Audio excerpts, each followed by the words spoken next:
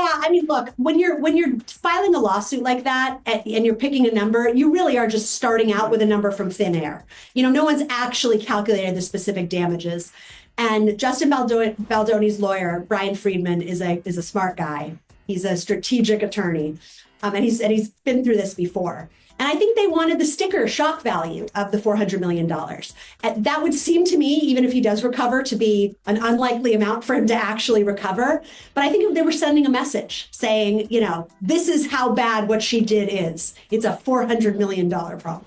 I'm waiting to see. I'm waiting to see more receipts come out. I mean, Justin Baldoni's team releasing that unedited footage of that one clip, and having watched the movie now, and now piecing it together, and comparing it to the words in her complaint.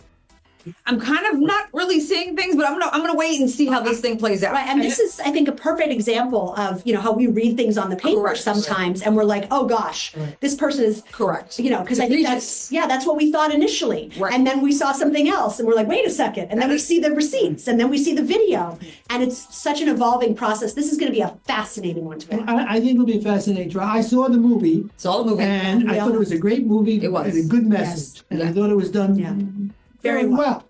But I think what this is all going to turn on are the actual unedited versions of the scenes that are an issue. I think that's going to be very important for the judge and jury to see. Yeah. They're not. They won't, but yes.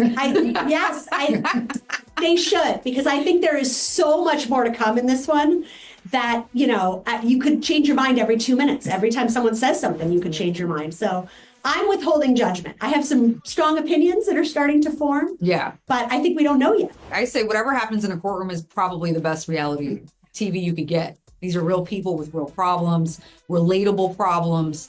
And so I think our viewers can see themselves in our litigants, because they can very easily find themselves in a courtroom with the same issues.